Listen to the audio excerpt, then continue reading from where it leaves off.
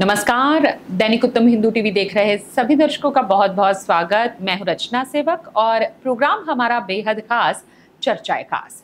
चर्चा ऑपरेशन सिंदूर के बाद अब भारत सरकार द्वारा की जा रही विभिन्न कार्रवाइयों की चर्चा, कर्नल कुरैशी की और खास बात पंजाब और हरियाणा की। और इस विशेष बातचीत के लिए हमारे साथ मौजूद दैनिक उत्तम हिंदू टीवी के मुख्य संपादक इरविन खन्ना जी। तो सबसे पहले तो प्रोग्राम में सर का बहुत बहुत स्वागत। और चर्चाएं खास की शुरुआत आज हम करेंगे भारत सरकार द्वारा विभिन्न देशों में भेजे जा रहे प्रतिनिधि मंडल की। सर, ऑपरेशन सिंदूर के बाद पाकिस्तान की पोल अंतर्राष्ट्रीय मंच पर खोलने के लिए भारत सरकार की तरफ से विभिन्न देशों में संसदीय प्रतिनिधि मंडल भेजे जा रहे हैं, लेकिन कांग्रेस ने इन प्रतिनिधि मंडल में सांसदों के चयन पर प्रश्न चिन्ह लगाया है। नेता प्रतिपक्ष लोकसभा में राहुल गांधी जो हैं और साथ ही साथ कांग्रेस अध्यक्ष मल्लिकार्जुन खड़गे का कहना है कि ये गलत है। उन्होंने मोदी सरकार पर सवाल उठाए हैं। तो आप इस सारे घटनाक्रम को किस तरह से देखते हैं? देखिए, पहले तो हम इस बात पे चर्चा करें कि ये जो संसदीय दल है उनके प्रतिनिधि जो भेजने जाए, इसकी ज़रूरत क्यों पड़ी। बिल्कुल। देखो, ये जो हमारे 7 दल जा रहे हैं 33 देशों में, बिल्कुल, और एक 51 इसके सदस्य हैं विभिन्न राजनीतिक दलों के। और उसमें तो कारण ये समझें कि हमें भेजने की ज़रूरत क्यों पड़ी। जब पिछले माह अप्रैल 22 अप्रैल को उन्होंने पहलगाम में ये आतंकी कांड हुआ, उन्होंने धर्म पूछकर ये निर्दोष हिंदुओं को मारा, पर्यटक थे, तो उनका लक्ष्य यही था कि भारत में धर्म के नाम पर हिंसा भटके, हिंदू मुस्लिम फसाद हो जाए और सारा कुछ। वो ऐसा कुछ नहीं हुआ। भारत ने उसके जवाब में ऑपरेशन सिंदूर किया, और ये कहकर जब किया तो ये कहा कि हमने सिर्फ आतंकी ठिकाने निशाने बनाया। उन्होंने सरकार पर कहा, पाकिस्तान सरकार को कहा कि हमारा ना तो हमने जो पाक सिविलियन को किया, ना सेना के अड्डों पे। लेकिन पाकिस्तान ने जो आतंकी संगठन अड्डों पर हमले हुए भारत के, उसको अपने भी हमले समझा, और उन्होंने प्रतिक्रिया स्वरूप भारत के सैन्य जो ठिकाने थे उन पे ड्रोन छोड़े, 300-400 जितने एकदम छोड़े, 2-3 दिन चलती रही, पर वो कोई सफल नहीं हुए। भारत के जो सैन्य सुरक्षा थे उन्होंने सारे असफल कर दिए। जब भारत ने उसकी प्रतिक्रिया में उनके हवाई अड्डों में किया, तो एक दिन में उनके जो सारे 7-8 नष्ट कर दिया, एयर व्यवस्था जो सिस्टम था वो ख़त्म कर दिया। तो उसके बीच में डीजीएम उनके आए और उन्होंने रिक्वेस्ट की कि ये करें। अब उसके बाद विपक्षी दल जिन्होंने पहले इसको समर्थन दिया था, कांग्रेस विपक्षी दल सबसे बड़ा है, इसी ने क्वेश्चन शुरू कर दिया। जयशंकर जी पर लग गया कि इन्होंने पहले पाकिस्तान को सूचित कर दिया जी कि हम करने जा रहे हैं, इससे ये सिंदूर का सौदा हो गया। ये फिर इन्होंने पूछना शुरू कर दिया कितने हवाई जहाज हमारे गवाए जी, और खड़गे जी ने कह दिया कि ये छुटपुट है, ऑपरेशन सिंदूर ऐसे तो होता है। तो ये सारी बातें, उधर तो पाकिस्तान का जो मीडिया था वो तो पहले कह रहा था, वो तो अपना झूठ प्रचार कर रहा था। आदमपुर में हमने ख़त्म कर दिया जी, नाल में ख़त्म कर दिया, हमने वो ख़त्म कर दिया, जिसके लिए प्रधानमंत्री को वहाँ पे जाना पड़ा और मीडिया को जवाब। जबकि अंतर्राष्ट्रीय स्तर पर ये सीधा कहा गया कि भारत ने बड़ा सफलतापूर्ण और to the point targeted operation किया।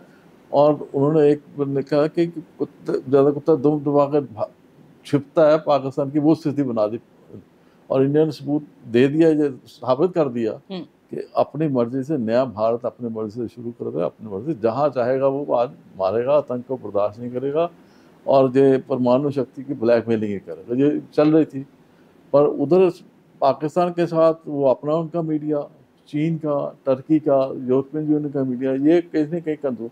जब भारत के विपक्षी नेता ऐसी बात करते हैं तो ये पाकिस्तान को राहत देने वाले, इनकी बात वो लपकते हैं। वो नेशनल और इंटरनेशनल लेवल पर सारा पाकिस्तान अपने भी करता है, फिर इंटरनेशनल लेवल पर जाते हैं। तो चाहिए तो ये था कि ये जैसे इन्होंने पहले ऑपरेशन सिंदूर को समर्थन किया ऑल पार्टीज ने, तो इसको भी देखते अभी स्थगित हुआ, फाइनल तो हुआ नहीं अभी वही क्या अभी। अच्छा, वो चीज़ इनके जब बयान आए तो वो पाकिस्तान के मीडिया की सुर्खियाँ बन गई।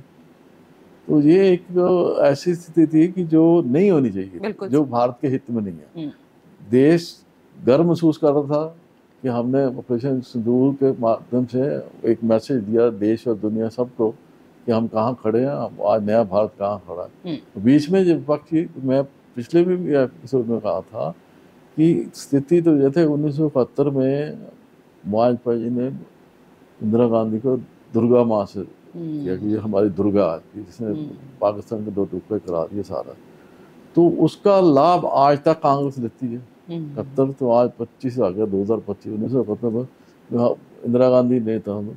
तो आज जो प्रधानमंत्री ने राष्ट्रवाद के नाम पर किया, प्रधानमंत्री अपना नहीं, वो राष्ट्रवाद के नाम पे जो बोलते हैं 140 करोड़ की फतेह, तो 140 करोड़ में कांग्रेस भी तो है। बिल्कुल सर। तो उनको भी समझना चाहिए कि इस स्थिति में राजनीति नहीं करनी, समय परिस्थितियों देखते अनुसार राजनीति नहीं करनी चाहिए थी। अगर श्रेय नहीं दे देना चाहते तो चुप रह जाते। ये तो हो सकता था अपने शब्दों का ख्याल रखते चुप्पी धारण कर लेते। भाई जब जो प्रतिनिधिमंडल गए हैं वापस आएंगे तो उनसे पता कि प्रतिनिधिमंडल सबकी पॉलिटिकल पार्टी से गए हैं, उनके जो प्रतिनिधि हैं।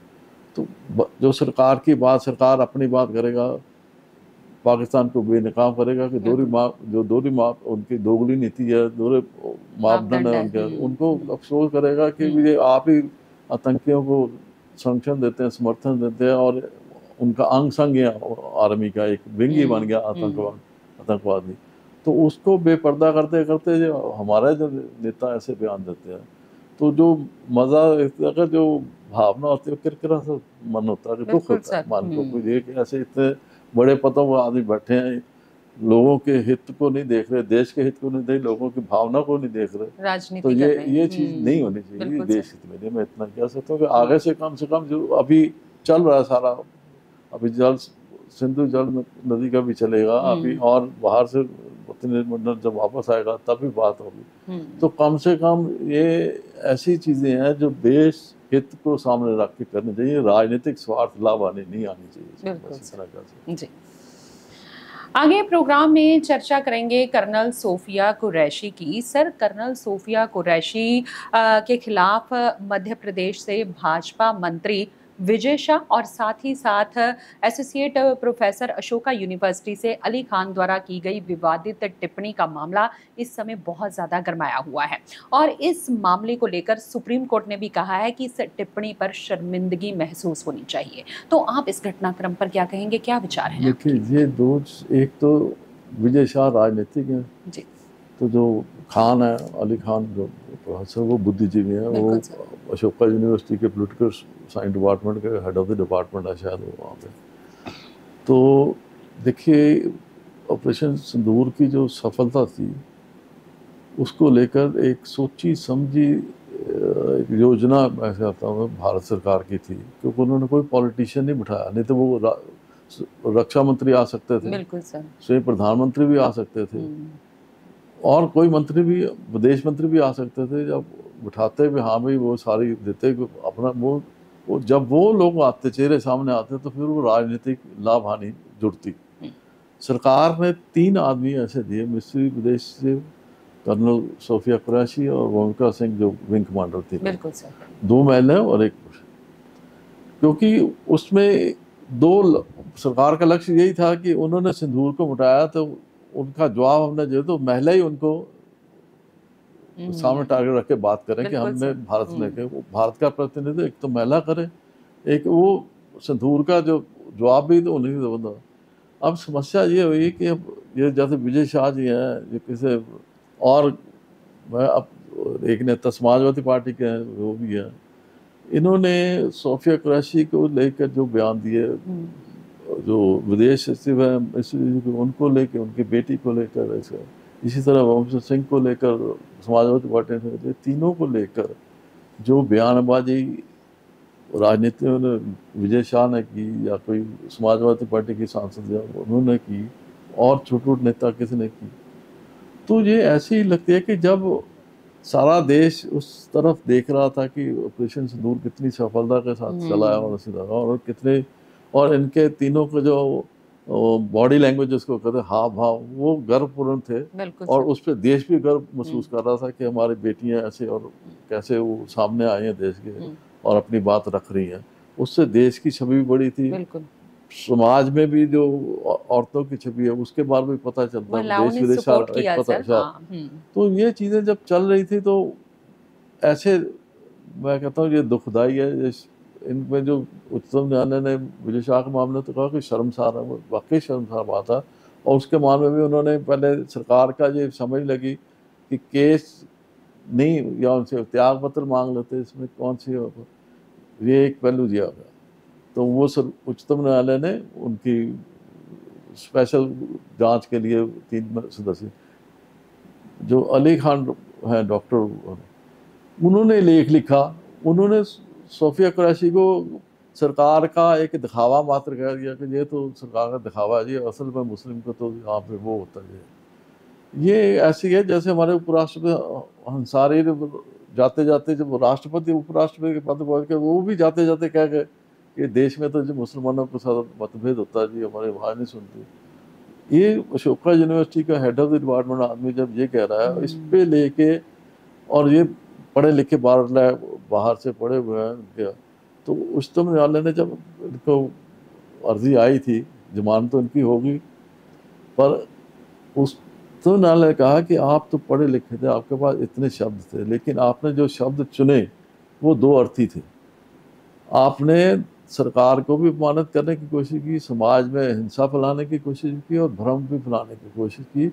ये जो एक देखो, एक ने अपनी कहनी से, एक ने करनी से, एक ने कलम से, एक ने बोली से, दोनों ने वो एक ऐसा काम किया जिसको माफ नहीं किया जा सकता।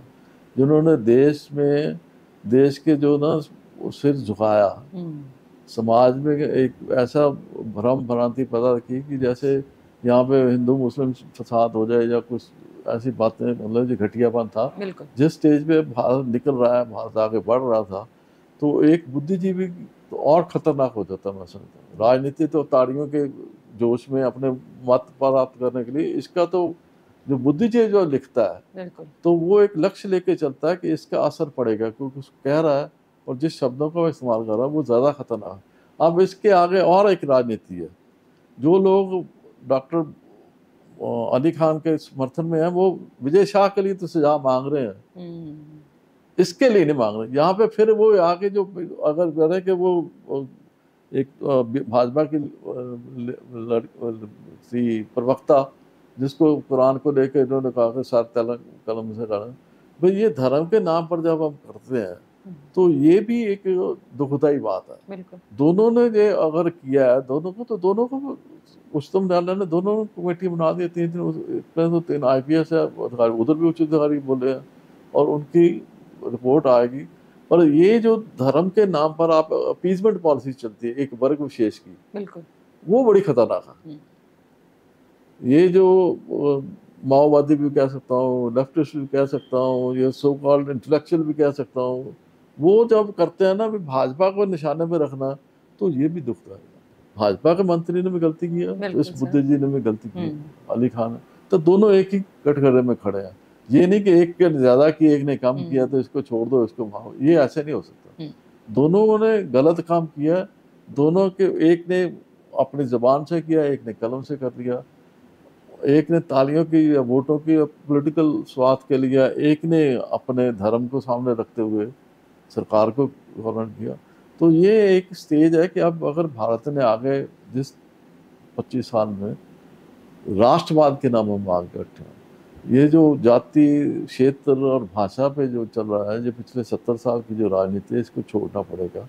एक भारतीय के नाते हमें सोचना होगा और भारत को अंतर्राष्ट्रीय स्तर पे कहाँ पहुँचाना है, जब पहुँचे हैं उसको संभालना है, तो हमें राष्ट्रीय हित को सामने रख के कर्म करना होगा, बोलना होगा, करना होगा। ऐसे अगर चलेंगे तो ये मैं समझता हूँ कि आज नहीं तो कल इनको भुगतना पड़ेगा, देश को भी नुकसान होगा, पीछे रहेगा वो, और जो कर रहे हैं इनके व्यक्तिगत जीवन में भी इनको नुकसान होगा। ये बात ये भी ध्यान रखना है, क्योंकि अब सोशल मीडिया बात छिपती नहीं, सब कुछ सामने आती है। अब आप छिपा नहीं सकते, ये दोहरे मापदंड रख के चल नहीं सकते, आमने सामने आपको देखना पड़ेगा। जो किया है, एक ने किया, दूसरे ने किया, किस जाति ने किया, किस धर्म के, इसकी कोई परवाह नहीं करेगा, तो उन तो अपनी जगह पर काम करेगा। और ये दुखदाई था, नहीं होना चाहिए था। इसको क्षमा वाली, जैसे उच्चतम न्यायालय ने कहा कि शर्मसार और क्षमा वाली नहीं है, दोनों में मैं समझता हूं दोनों ने शर्मसार किया, दोनों को क्षमा नहीं मिलनी चाहिए, ये की सजा मिलनी चाहिए, तभी संदेश जाएगा समाज में। बिल्कुल। आगे चर्चा का रुख करेंगे पंजाब और हरियाणा की तरफ। सर, हाल ही में पंजाब और हरियाणा में से कई जासूस पकड़े गए हैं जिन पर भारत की खुफिया जानकारी पाकिस्तान को देने के आरोप लगे हैं, और इनमें से बहुत सारे लोग ऐसे हैं, बहुत सारे जासूस कहेंगे ऐसे हैं जो पाकिस्तान जा भी चुके हैं। तो आप इसके बारे में क्या कहेंगे? देखिए, ये जब सारे जिस ऑपरेशन सिंदूर से जुड़ी बात है, जब देश इस बात पे गर्व महसूस कर रहा था, थोड़ा सा खुश भी था कि हमने एक आतंकियों के ठिकाने पे, और जब पाकिस्तान को उनका आका बना हो उसको भी मैसेज दे दिया, समझा दिया कि इसके बीच में अकेले पंजाब हरियाणा नहीं, हिमाचल भी है, उत्तर प्रदेश भी है, दिल्ली भी है। यहाँ से 12 आदमी तो पकड़े जा चुके हैं। अभी चल यूपी में 142 आदमी पकड़े जा चुके हैं इस शंका में।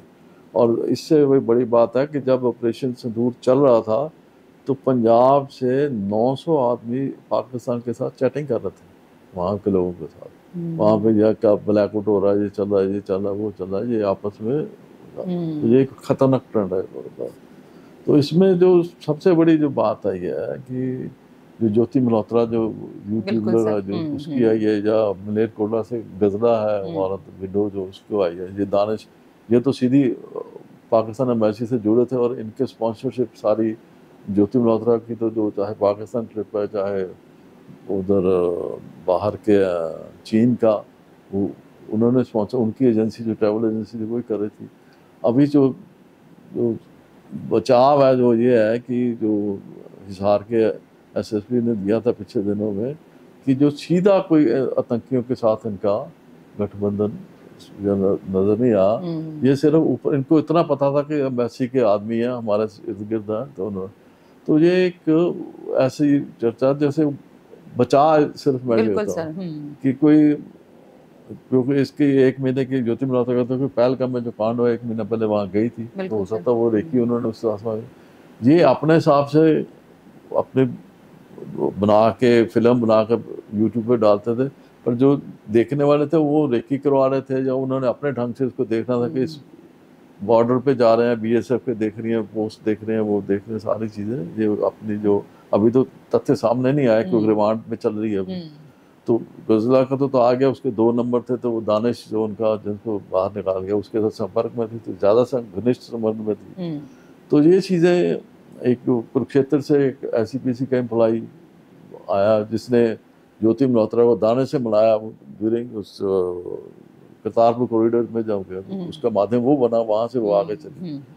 तो ये जितने मैं देखता हूँ कि ये सारे आप समझें कि साधारण परिवारों से या गरीब परिवारों से लड़के लड़कियाँ, उनको ये कमज़ोर कड़ी समझो उन देखते हैं। बिल्कुल। और इसका ये कह दिए पाकिस्तान ही नहीं, मैं कहता हूँ खालिस्तानी पन्नू है जो अमेरिका में बैठा है, उसने खालिस्तान के नारे लगवाने के लिए यहाँ पे 10,000 रुपये किसी दिए, वो नारे लग रहे, वो युवा 10,000 के लिए वो अब अंदर जेल में है। बिल्कुल सर। इसी तरह ये जो गरीब आदमी, जब कमज़ोर कड़ी जो आती है वो भरम में पड़ती है, वो पाकिस्तान में उठाया। और ये जो सारे ये जितने हैं, ये इनका पर्पस तो यही है कि भारत के विरोध में जो भी कुछ चल सकता तो चले। तो अब ये एक कारण तो ये है। दूसरा कारण मैं ये समझता हूँ कि ये जल्द अमीर बनने के लिए जो बच्चे हैं, अमीर जल्दी बनने के नाम शौहरत के लिए, पैसा जल्द आ जाए, भौतिक सुख सुविधा सारा लेने के लिए वे भटक जाते हैं। इसका कारण, दूसरा कारण ये भी है कि क्यों भटकते हैं, क्यों आजकल सोशल मीडिया इतना हावी हो चुका है। हर आदमी, चाहे वो गरीब है, अमीर है, मध्यम वर्ग का है, वो जहाँ जाता है, वैसी आदत तो ये हो कि रोटी खा रहा था वो भी सोशल मीडिया पे डाल रहा है कि मैं आज ये खा रहा हूँ, मैं वो खा रहा हूँ, यहाँ बैठा हूँ। अब होता क्या है कि जब ये चीज़ सोशल मीडिया पे जाती है तो जो गरीब वर्ग है उसके बच्चों में, जवानी में, उनमें भी तो उत्साह उमंग आएगी कि हमें भी ऐसी गाड़ी चाहिए, हम भी बाहर जाएं, हम भी ये देखें।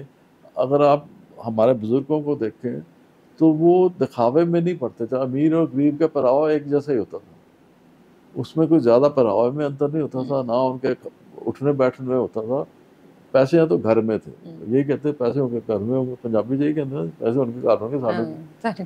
अब सोशल मीडिया में ये चीज़ आनी शुरू हो गई कि कहाँ पे आप जा रहे हो। लोग तो ये करते हैं कि होटल के बाहर से फ़ोटो खींच के, होटल में ठहरते भी नहीं तो फ़ोटो वो डाल देते हैं कि अब वहाँ होटल के बाहर की सीन है। जब समाज की ये स्थिति है तो इसके साथ भटकन बढ़ेगी।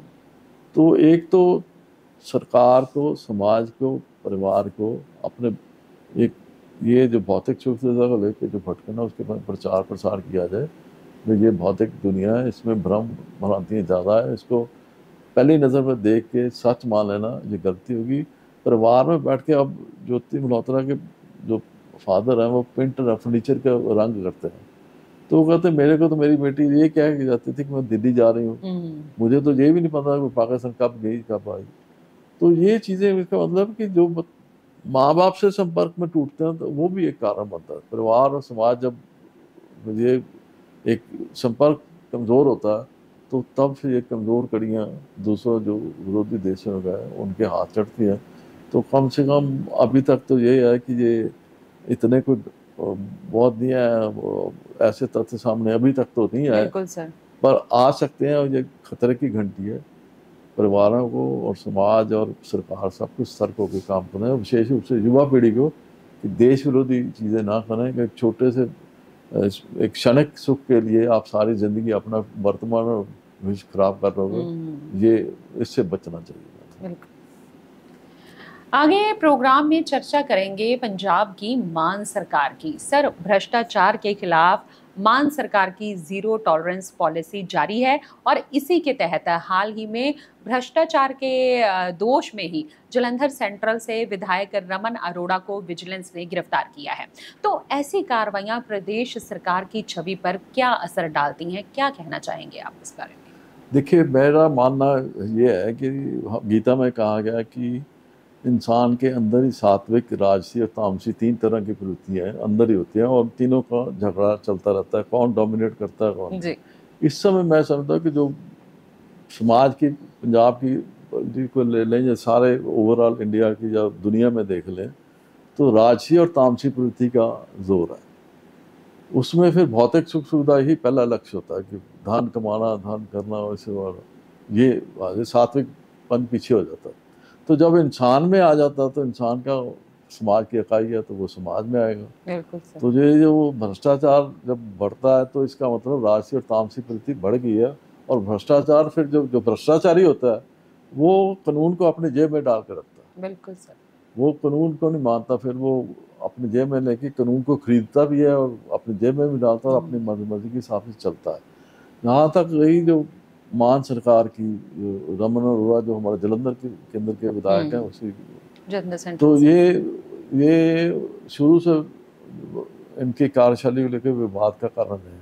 अब तत्काल कारण तो ये बना कि जो नगर निगम के एटीपी विशिष्ट को किया तो वो उनका इनके साथ संबंध जोड़ा गया और कहा गया कि ये दोनों मिलके एक जो नए निर्माण होते थे मकान या कॉलोनियाँ, उनको एक जाली नोटिस भेजते थे और उसके बाद सौदेबाजी करती जैसे ना। और इसी तरह के रमन अरोड़ा पे और भी कई तरह के आरोप आजकल अखबारों में चर्चा। बिल्कुल। देखो, जहाँ तक सरकार का जो आपने प्रश्न किया, सरकार का जो कदम लोगों ने सराहा है। एक बात है तो भ्रष्टाचार के प्रति लोग जैसे युद्ध नशा के प्रति लोग मान सरकार के कदम को अप्रिशिएट करते हैं, तो ये जो भ्रष्टाचार के प्रति जो कदम है लोगों ने ये भी सराहा, इसमें कोई दो राय नहीं। लेकिन एक बात और भी साथ में जो विपक्षी दल उठा रहे हैं वो ये कह रहे हैं कि मानसा, बठिंडा और अमरगढ़ के 3 विधायकों को पहले इन्होंने अतीत में मुकदमे भी किए, अंदर भी किए, सब किए, लेकिन आज वो तीनों अपने पॉलिटिकल पार्टी पे आ भी हैं, काम भी कर रहे हैं, सब कुछ कर रहे हैं। तो ये जो एक रमन अरोड़ा का मामला है ये भी इसी तरह 10 दिनों बाद, 15 दिन बाद एक हो जाएगा। तो सरकार को ये एक चीज़ समझनी चाहिए कि आज जो लोग आपके युद्ध नशे विरुद्ध और भ्रष्टाचार विरुद्ध के कदम को अप्रिशिएट कर रहे हैं या ये कह रहे हैं कि ठीक दिशा में उठा एक कदम है, पर उसके साथ साथ विपक्षी दल की नज़र भी है कि आपने अतीत में भ्रष्टाचार को लेकर जो 3 विधायक आप भी आम आदमी पार्टी के थे, उनके प्रति जो आपने कार्रवाई की उस पर भी नज़र है। अगर वो आपके मंचों पर दोबारा आने शुरू हो रहे हैं और इसके बीच में आपने जो चौथा विधायक आपने अपनी ही पार्टी का पकड़ा, तो फिर लोगों का होता है कि ये भी एक दिखावा है। तो ये एक समय परिस्थितियों सार पे जो समय की अवस्था को देखते हुए, पॉलिटिकल लाभ हानि को देखते हुए एक व्यक्ति विशेष को टारगेट किया, उसको अंदर किया और उसके बाद फिर मामला ठप। चाहिए तो ये कि जैसे ये है मामला है और तीत के 3 मामले हैं, इनके साथ कई अधिकारी भी इन्होंने जब विशेष या और पहले भी अधिकारी मान सरकार ने किए हैं, सस्पेंड भी किया है, उनके केस भी बनाया, पुलिस अधिकारियों भी बनाया, डीसी भी एक लेवल पे भी कदम। तो ये सारे जो है बात, इनको किसी परिणाम तक पहुंचाए। बिल्कुल अभी तक तो आरोप लगे हैं, आप आरोप जितने मर्जी लगा, प्रश्न तो है जब न्यायालय में जाके ये दोषी करार होगा तभी इनका पता चलेगा। अगर आज 6 महीने बाद न्यायालय इनको दोष मुक्त कर देती है तो फिर कटहरे में सरकार होगी। तो सरकार को ये कॉन्शियस होना चाहिए कि जो उसने जो कदम उठाए हैं उसको किसी परिणाम तक पहुंचाए। अगर परिणाम तक नहीं पहुंचाती तो अगले साल 27 में जो इलेक्शन, तो ये मुद्दे तब उठेंगे। बिल्कुल आज तो चुप हो गए लोग, लेकिन विपक्षी दलों के लिए ये मुद्दे आप ही बना रहे हो, तो आप ही केस कर रहे हो, और तब तक अगर कोई परिणाम ना निकला तो फिर आप पर ही ये तीर उठेंगे कि आपने ये सब कुछ किया सिर्फ दिखावे के लिए, आपने कुछ नहीं किया। क्योंकि अगर ये सारे हैं 4 जो मामले आज इमीडिएट विधायकों के हैं सब पार्टी के हैं, इसका मतलब इनसे पहले तो 3 साल पहले ये विधायक तो पहले भी थे, तो कहीं ना कहीं पॉलिटिकल संरक्षण या समर्थन इनको मिलता रहा या मिल रहा है, जो पहले 3 रहा होकर चल रहे हैं पार्टी के साथ, तो कहीं ना कहीं एक प्रश्न चिन्ह तो लगता है। तो सरकार को और आम आदमी पार्टी की जो राष्ट्रीय नेतृत्व है उसको ये लक्ष्य रखना चाहिए कि अब जो केस पहले बने हैं या अब बन रहे हैं या आगे बनेंगे, उनको एक समय सीमा तक एक परिणाम तक लेके जाए। अगर बीच रास्ते रह गए तो ये फिर उनके लिए परेशानी का कारण बनेंगे 2027 में। आज तो नहीं बनेंगे, 2027 के विधानसभा चुनाव में ये मुद्दे उनके लिए परेशानी करें, क्योंकि भ्रष्टाचार एक ऐसा अवस्था जो शरीर को या समाज को खाने, जैसे एक बीमारी को शरीर को खाती है, ये भ्रष्टाचार फिर समाज को खाता है, व्यवस्था सारी लड़खड़ा जाती है। तो कमज़ोर व्यवस्था जो है वो जैसे बीमार व्यक्ति को सारे फिर बीमारियां कीटाणु खाते हैं, तो ये भ्रष्टाचारी समाज जब हो जाता है तो फिर सारी बीमारियां उसमें आगे, अपराध भी सब कुछ, जो फिर व्यवस्था कानून व्यवस्था भी लड़खड़ा जाती है। तो सारी चीज़ें बचने के लिए कि इन पे एक समय सीमा के बीच में निर्णायक स्थिति बने। क्योंकि सर अब लोग भी जागरूक हैं, वो देख रहे हैं कि क्या कर रहे हैं। आज ही प्रश्न लगने शुरू हो गए, आज ही प्रश्न लगने शुरू, ये आगे जब तक परिणाम नहीं निकलेगा तो ये प्रश्न चिन्ह बना रहेगा। उसका हल जवाब इनको सरकार के हाथ में जी। तो ये था हमारा आज का प्रोग्राम चर्चाएं खास। आज एक बार फिर से बहुत अहम मुद्दों पर हमने सर के साथ विशेष बातचीत की, लेकिन फिलहाल के लिए बस इतना ही। अगले हफ्ते फिर होगी आपसे मुलाकात, तब तक के लिए मुझे रचना को और सर को दे दीजिए इजाजत। नमस्कार।